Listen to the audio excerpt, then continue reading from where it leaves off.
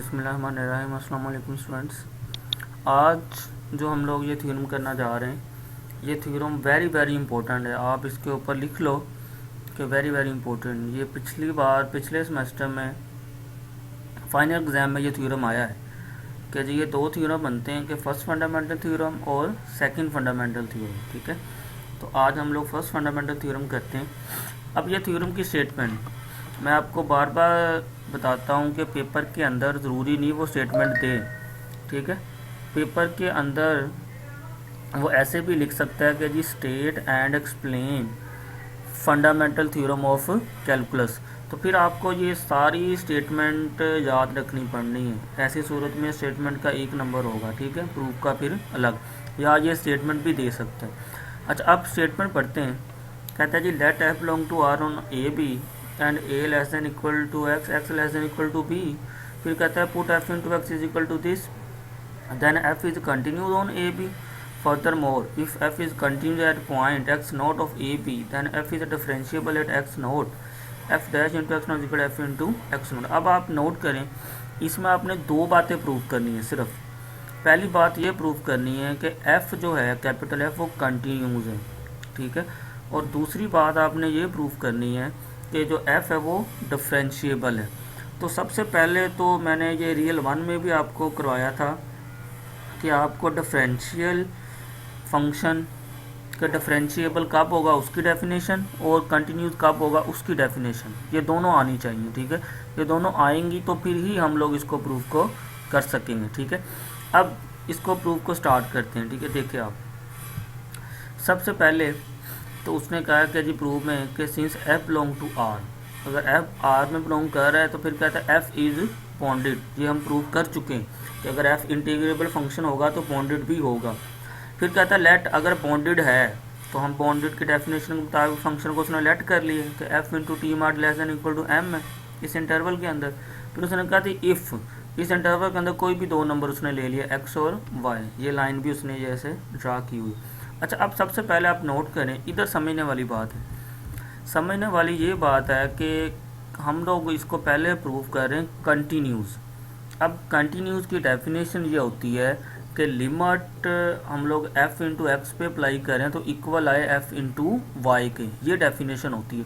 तो या उसको हम लोग एप्सिलॉन नॉट की फॉर्म में लिखना है तो हम इसको ऐसे लिख सकते हैं, ये वाली चीज़ को। ये जो डेफिनेशन है, ये जिसको मैं ये सर्कल कर रहा हूँ, ये डेफिनेशन है किसकी, कंटिन्यूस फंक्शन की। अगर हम लोग ये रिजल्ट शो करवा देते हैं तो हमारे पास फंक्शन क्या हो जाता है, कंटिन्यूस हो जाता है। अब आप नोट करें कि ये तो एप्सिलॉन नॉट की फॉर्म में लिखा, अगर लिमिट में लिखना हम कैसे लिखेंगे इसको, कि limit f into Y is equal to F into X. आप नोट करें ये सेकेंड ईयर वाली वही पुरानी डेफिनेशन ही बनती है कंटिन्यूस फॉर्म में। ठीक है, तो इसलिए क्या किया हम लोगों ने कि हम चूंकि रियल में आ रहे हैं, इसको इस रिजल्ट को हम लोग प्रूव करवाना है कि f into Y minus F into X mod अगर less than epsilon note prove करवा देंगे तो इसका मतलब क्या शो हो जाएगा, ये शो हो जाएगा कि f हमारे पास क्या है, कंटिन्यूज है। ठीक है, पहला काम तो ये करना है इस थ्योरम का।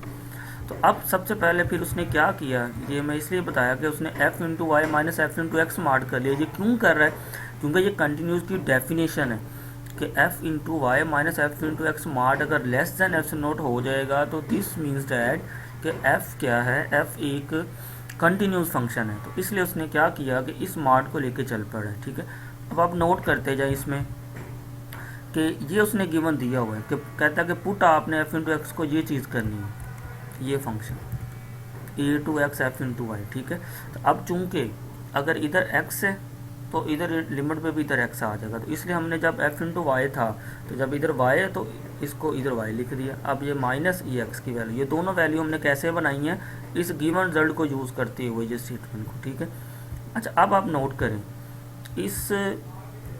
इस पहले स्टेप के बाद ये स्टेप कैसे बना है, ये वाला।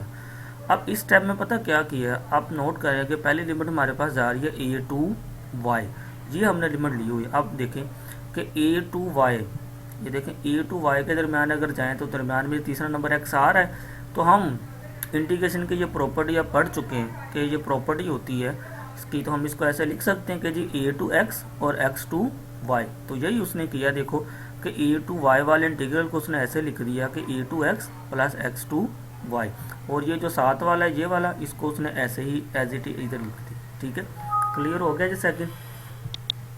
अच्छा, अब स्टेप आपको सारे समझ आने चाहिए। ये पहला स्टेप था, जो मैंने बता दिया कि ये ऐसा क्यों कर रहा है, ये भी मैंने बता दिया कि ये कंटिन्यूस की डेफिनेशन को प्रूव करवाने के लिए इसको मार्ड को लेस देन एप्सिलॉन नॉट करवाएगा। ठीक है, अच्छा ये स्टेप भी मैंने बता दिया कि सिर्फ इसको कैसे उसने ये दोनों में लिखे। अब आप नोट करें कि ये चीज़ प्लस की, ये माइनस की, ये दोनों हो गए कैंसिल, सिर्फ क्या बची, ये एक्स टू वाई वाला, ये इंटीग्रल बचा हमारे पास। ठीक है, अब फिर क्या किया है, एक्स टू वाई वाले इंटीग्रल को उसने लिख दिया कि लेस देन इक्वल टू। ये मार्ड की एक प्रॉपर्टी होती है कि अगर इंटीग्रल हम लोग फंक्शन को अलग करते हैं तो इधर वाली चीज़ बड़ी हो जाती है इससे, तो ये प्रॉपर्टी से ये चीज़ बन गई।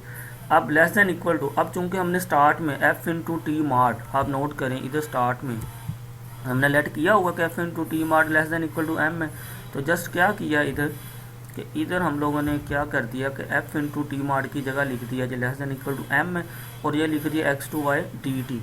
ये मैं आपको बार बार बता रहा हूँ कि स्टेप जो आपने हैं वो नोट्स के साथ ही मेंशन करते हैं। अब ये उसने स्टेप नहीं किया हुआ, ये आपने स्टेप खुद ही करना है। अब करना क्या, देखो कि लिमिट जा रही है एक्स टू वाई, ये डी टी है।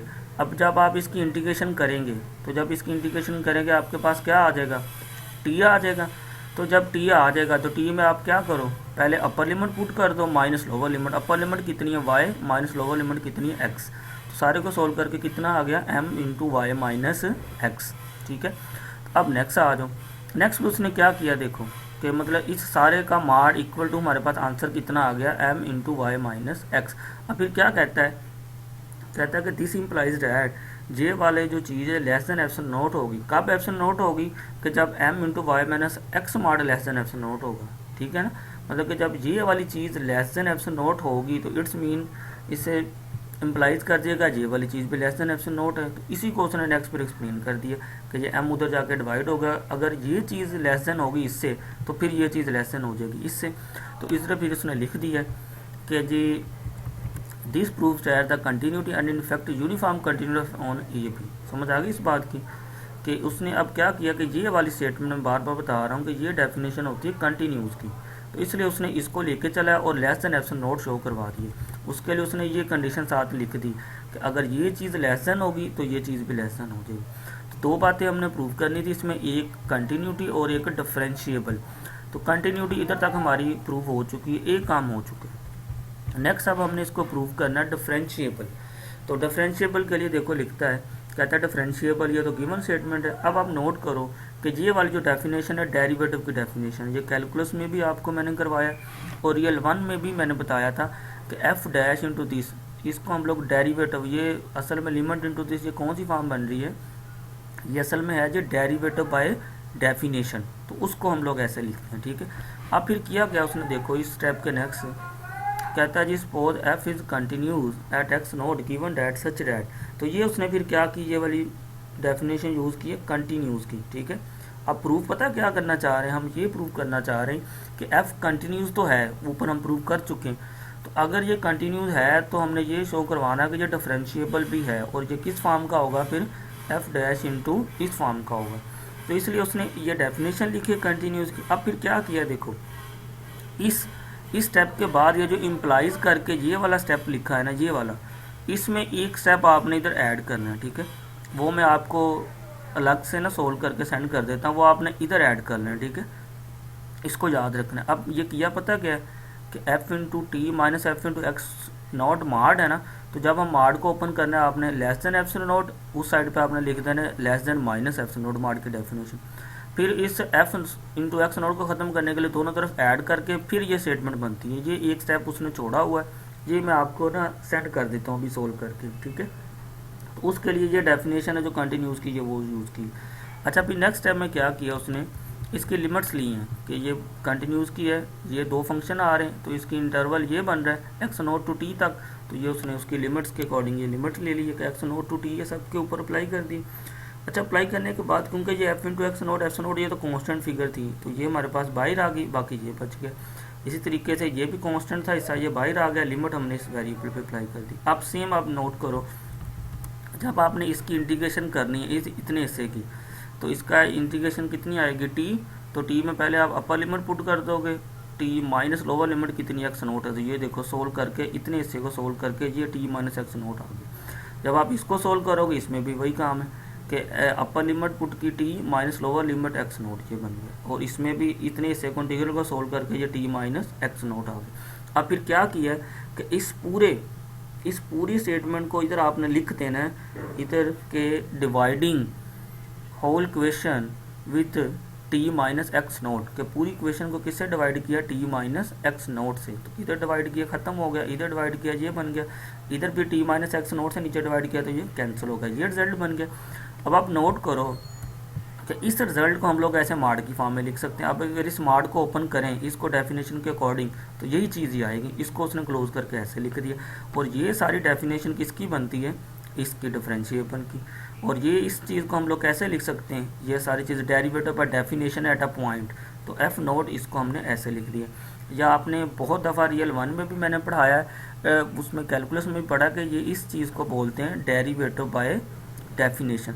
अच्छा, अब आपने इसमें नोट ये करना है कि जो भी इसमें स्टेप हिडन है ना उसने नहीं सोल्व किए, आपने इस नोट्स के ऊपर ही उन स्टेप को इधर एरो लगा के इधर साइड पे वो स्टेप लिख देने, ऐड कर लेने, ताकि जब आप इसको दोबारा समझो आपको समझने में आसानी हो जाए। ठीक है, वो स्टेप आपको ना मैं सारे सोल्व करके भी सेंड कर देता हूँ। देखिए एक स्टेप इधर आपने ऐड करना है जो मैं भी सेंड करूँगा, दूसरा इंटीग्रल को ये सोल्व करने वाला। ठीक है, तो आप इसको देखें, ये बहुत ही इंपॉर्टेंट थ्योरम है, वेरी वेरी इंपॉर्टेंट है, पेपर में आने वाला थ्योरम है। तो बार बार बता रहा हूँ, इसकी स्टेटमेंट को आपने याद रखना है। पेपर में क्वेश्चन ऐसे बन सकता है कि जी state and prove first fundamental theorem of calculus. तो इसलिए मैं बार बार कहता हूँ कि आपने स्टेटमेंट भी याद रखनी है और इसका प्रूफ भी रखना है। ठीक है, बाकी मैं स्टेप अभी आपको जो इसमें ऐड करने वो सेंड कर देता हूँ अलग से सोल्व करके। ठीक है, बाकी आप इसको देखें, अगर कोई मसला हुआ तो हम लोग इंशाल्लाह नेक्स्ट डिस्कस कर लेंगे। ठीक है, ओके, अल्लाह हाफिज़।